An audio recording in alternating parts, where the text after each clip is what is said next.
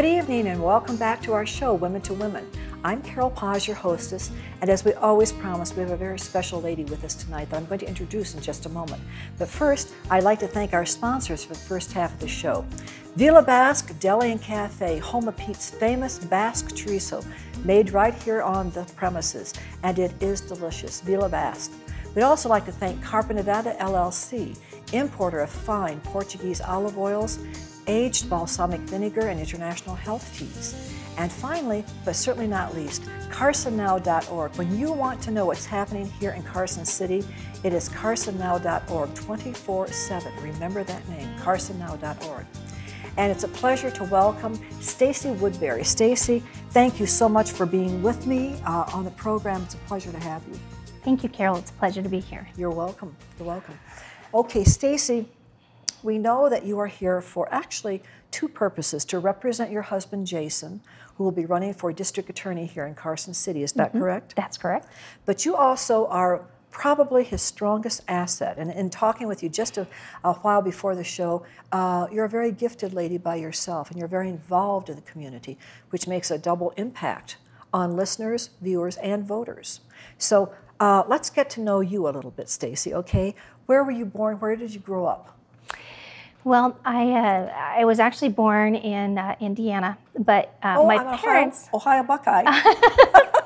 But that was actually just a blip on the radar. My family was traditionally from the South, and my grandfather was always very upset with my mother for letting me be born a Hoosier. But I lived in the South till I was 8 years old, and then we moved to Idaho. Southeast Idaho, and that's where I grew up and graduated from high school. So when you talk about a small town girl, everybody says, "Oh, Carson's a small town." Well, this was really small. It was 3,000 people. Wow. So you could not turn around with your parents getting a report on your behavior. And I understand that completely. Growing up in a little 2,700 small town in Ohio, I hear you loud and clearly. And I better be able to really have clean tracks when I got home, because my parents knew everything before I even got there. Exactly. Okay, so when you graduated in Idaho, did you have brothers and sisters that moved with you from the South into... I do. I have an older sister. Today's her birthday. She turned 50.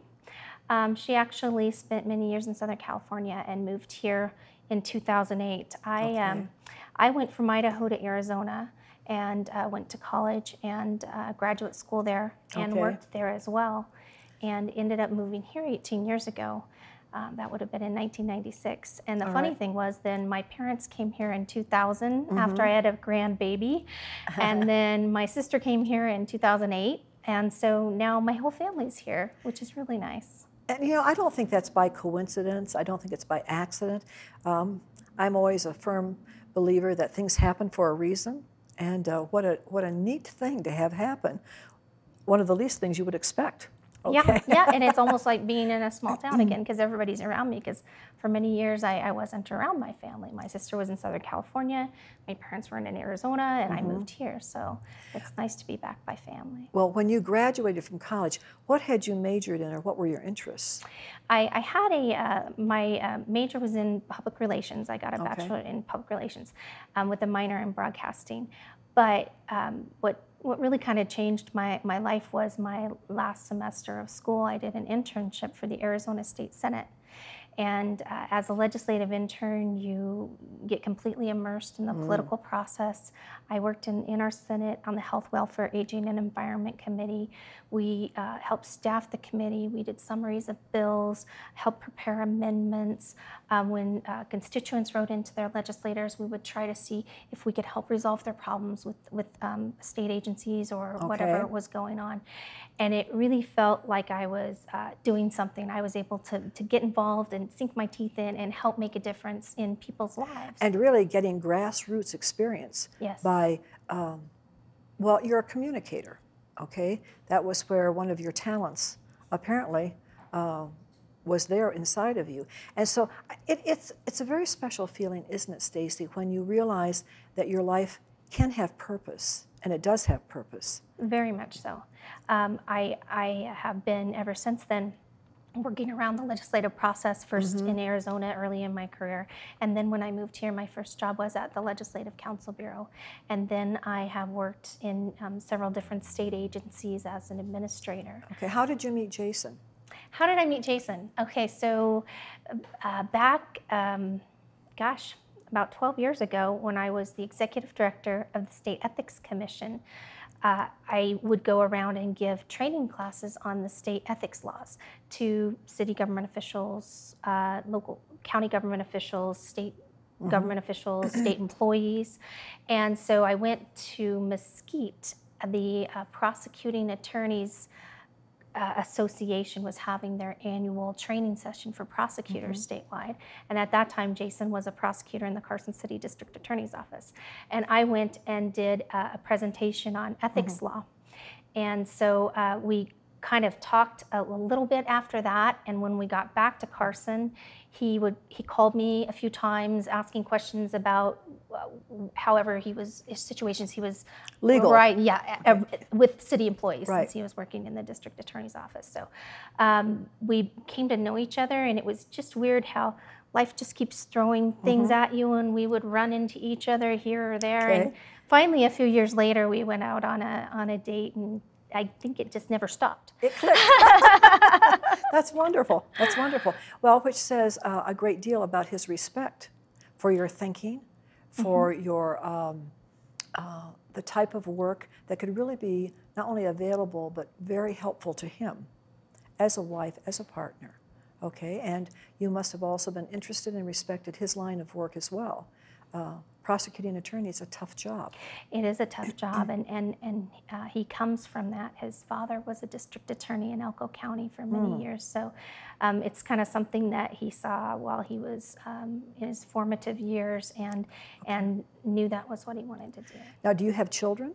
We do. I have an older son. I was previously married, so I have we have a 16-year-old who just started driving last month. Little yes. Okay, yes. A lot of freedom involved in giving him those car keys. Oh, I but remember. It's going okay. And then boy or girl? It's a boy. Okay. He's at Carson High School. He's a junior. And then we have been married for 9 years in a few months, and we have twins, a boy and a girl, that are 6 years old. Your hands are full. So the nice thing is, now that the 16-year-old can drive, we're getting a little bit of help with the smaller kids.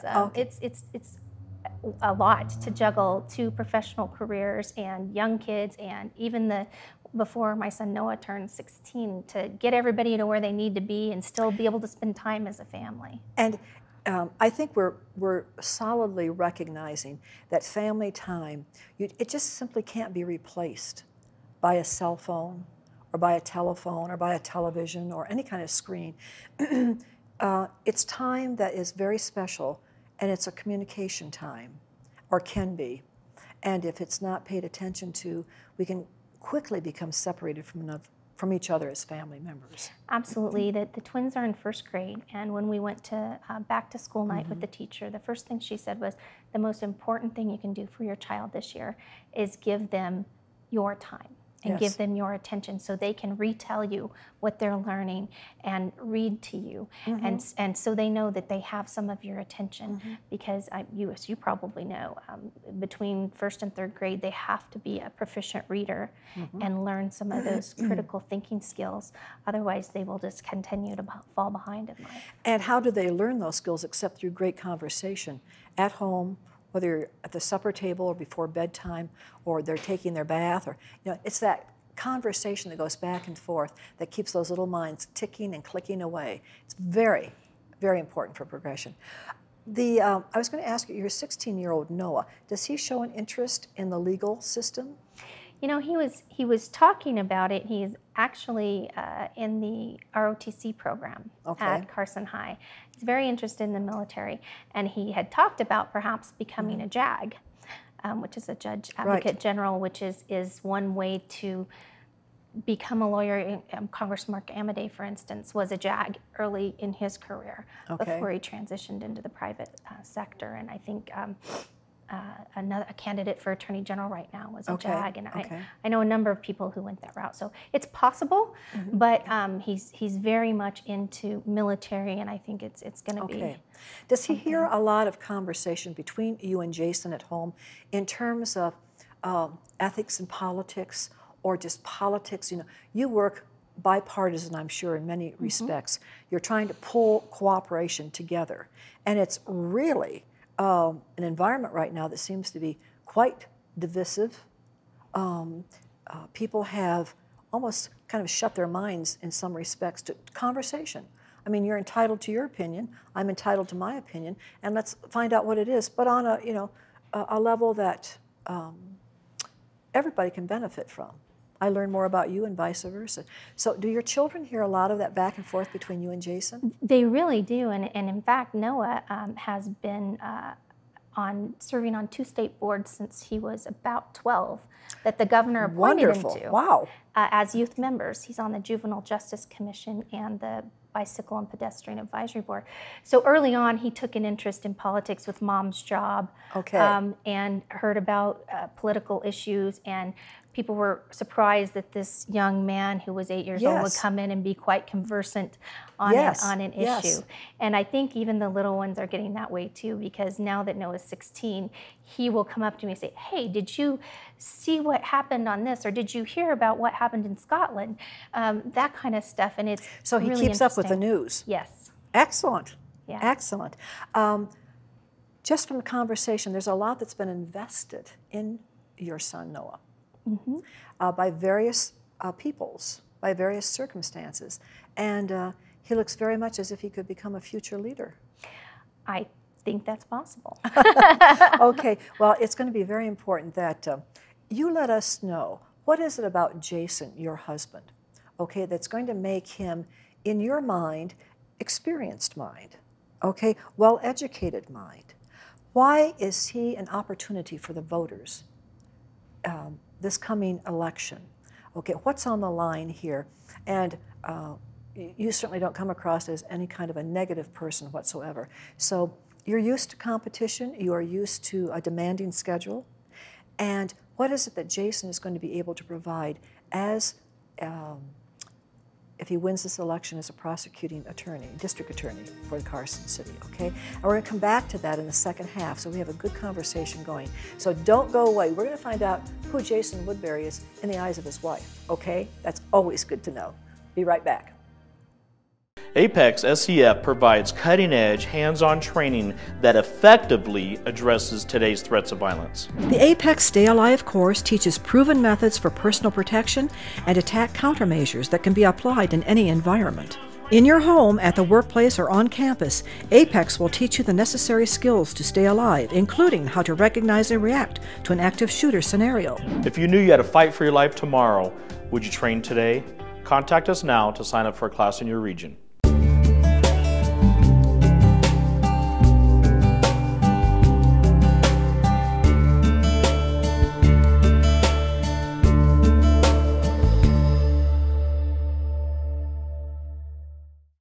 Hi, I'm Stephen Lincoln with CarsonCityHomes.com, Carson City's original online real estate resource.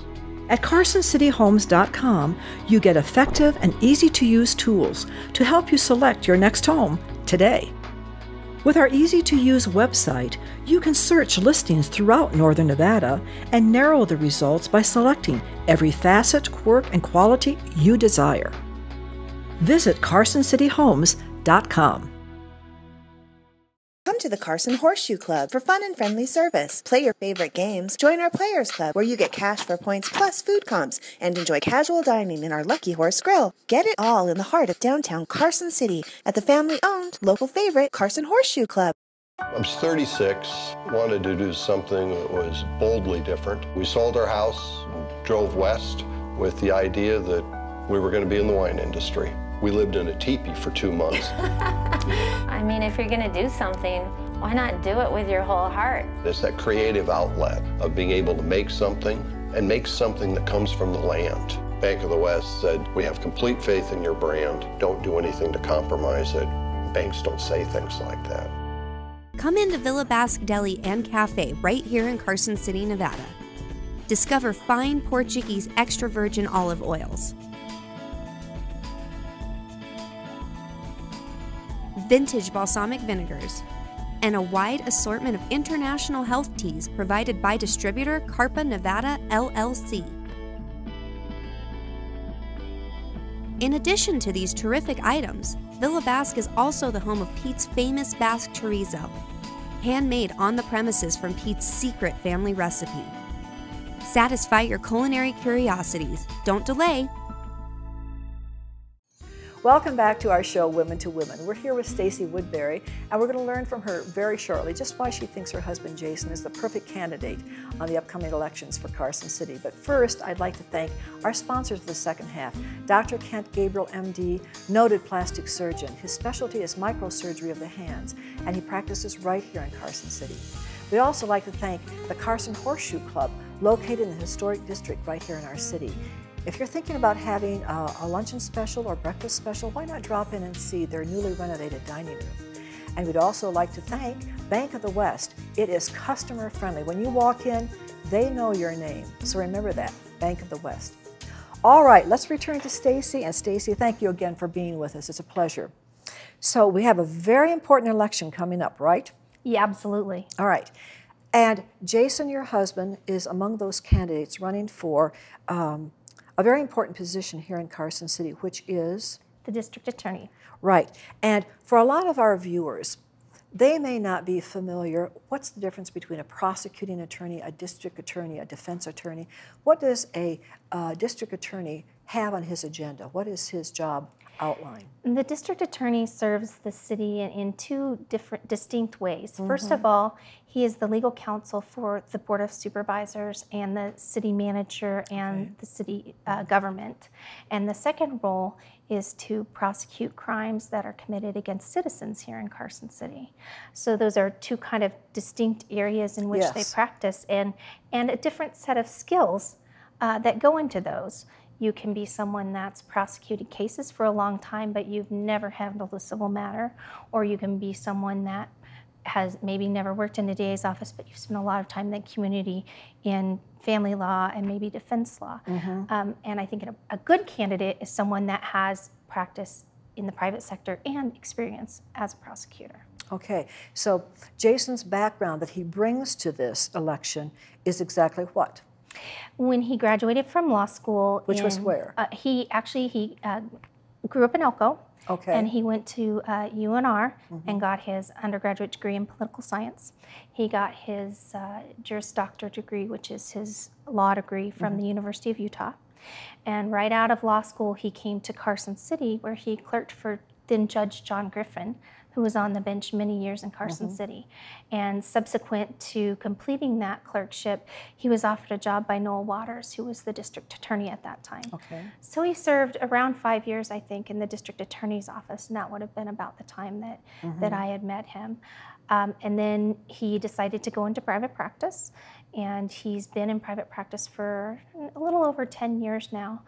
So he's been a practicing attorney for 14 years.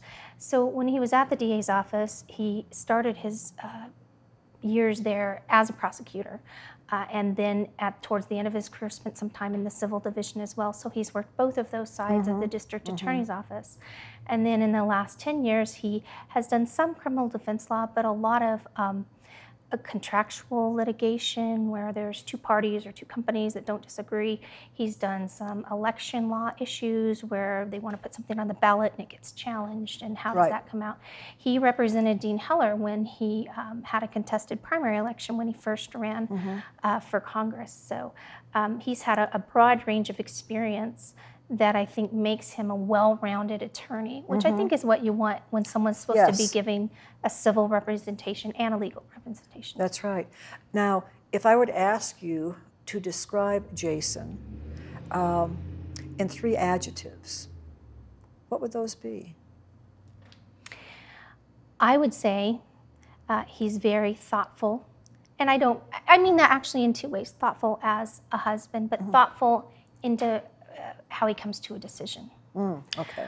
I think he is very concerned about making the right decision, so he deliberates over things and he doesn't make a snap decision. And I think most of all, he is very concerned about our community, our family, our community that we're living in, and in making sure this is a place where our kids can grow up and be safe. Mm-hmm. And that's a challenge for any community these days, isn't it? Because unexpected things happen, and quite often with the unexpected comes unique leadership. Out of those ashes of tragedy or out of those very confrontational situations, that's when you see quite often the best of people in terms of the legal system work.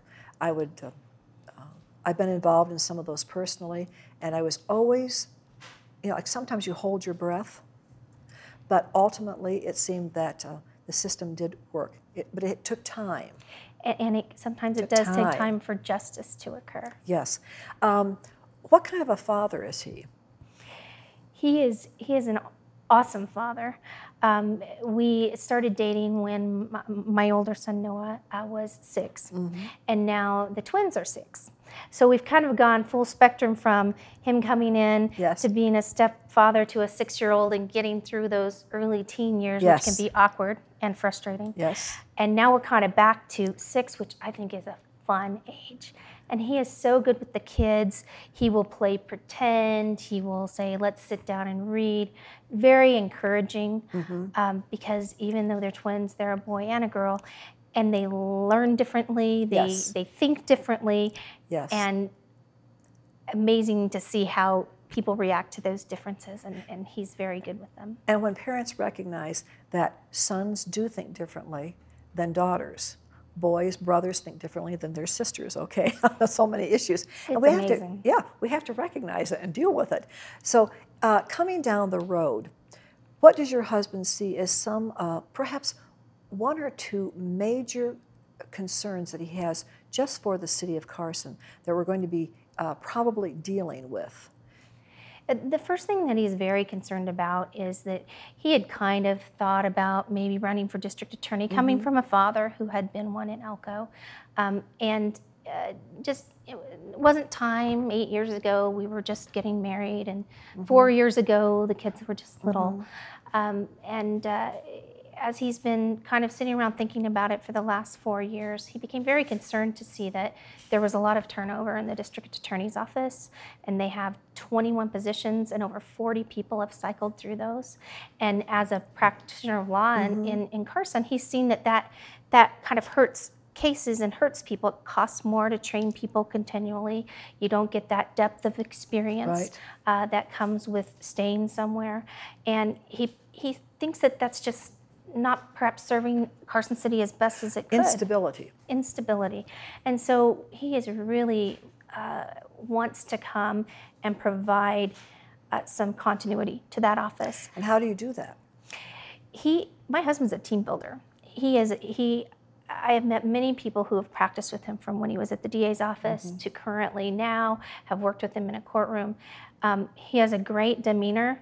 He really works well with people, and he's kind of soft-spoken, but steel-spined. Yeah, he can really bring people together and make them want to work as a team. And that takes a focused individual. Yes. You really have to have insight to be able to read all of these individuals that you need to pull together in a team. You need to see their strengths, some of their weaknesses, and their openness to becoming a team. And if you don't have that demonstrated in the leader who's trying to pull people together, it's just not going to work. That's correct. And he's done some of that. They've gone through some changes in their current law firm.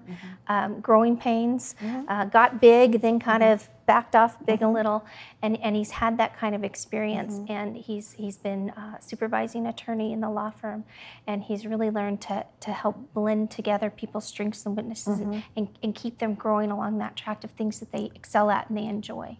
So what you're saying is one of his main concerns and his efforts is to establish stability within the legal system within Carson City. Yes. Okay, so would there be a second concern that he sees perhaps that involves community relationships or you know, you have an influx of people from other areas of the country, other areas of the world. Does any of that play a role? His other kind of issue that he's very concerned about is making sure that citizens have a responsive government, that people that are in public office are following the state ethics laws. They're disclosing the finances that they have to, so that people know if they have any allegiances when they're casting a vote or discussing an issue. And in also making sure that the citizen has access to that. So he's very supportive of the open meeting law and the ethics laws of the state, and wants to make sure that Carson City is doing everything they can to give the public the assurances that their government is being run in the way it should be, with full participation and transparency. Okay, and we have had you know, citizens concerned where once a person is elected, voted into office, maybe those initial concerns or that initial openness that was there to get the people behind him or her to support them and vote them into office diminishes or goes away after they get into office. And certainly Jason would have seen in his private law practice and also working with other attorneys, etc., on issues that concern Carson and or the state of Nevada, where that probably has happened and can happen. How do you protect yourself as a district attorney from that struggle that perhaps daily you are faced with? How involved do I get with this group of people? Where's the border? Is there a line that I draw that I don't step over that and get too involved, too emotionally packed into their ideas? There's a certain discrepancy, there's a certain insightfulness that professionals need to keep to protect their office and themselves. Sure. You know, he is very concerned about maintaining a dialogue, but ultimately, as the city's legal counsel, there are some lines he can't cross. He can't divulge those attorney-client relationships and discussions. Right.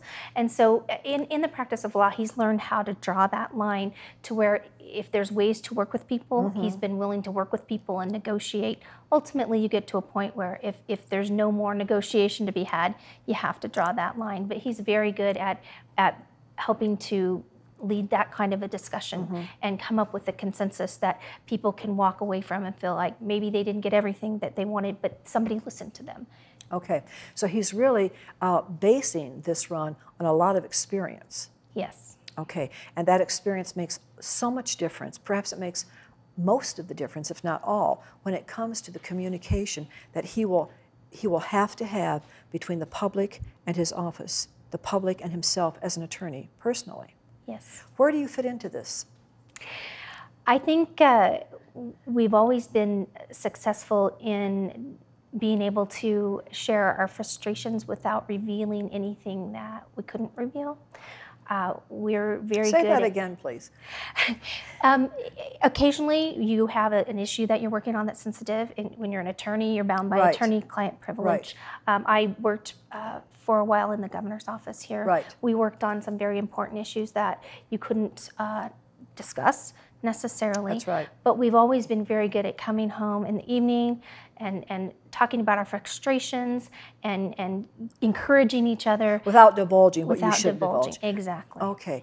Well, you know, that's a tremendous order. Because your best friend, your husband, your spouse, you would like to just lay it right out on the table and say, you know, can you believe this? But the ethics of the law, the ethics of the situation demand that both people who are involved in politics, who are involved in law, have a concurrent respect for that ground, and we just don't tamper with it. Well, you know, it's remarkable, and I thank you so much for sharing yourself, for sharing your husband and his quest for the elections that are coming up very shortly. So we wish you, from Women to Women, the very best. Thank you so much. Thank you for being with us. Pleasure. And we'll be back next week with a brand new guest. In the meantime, we hope you enjoyed very much this program. Take care. Have a good evening. Good night.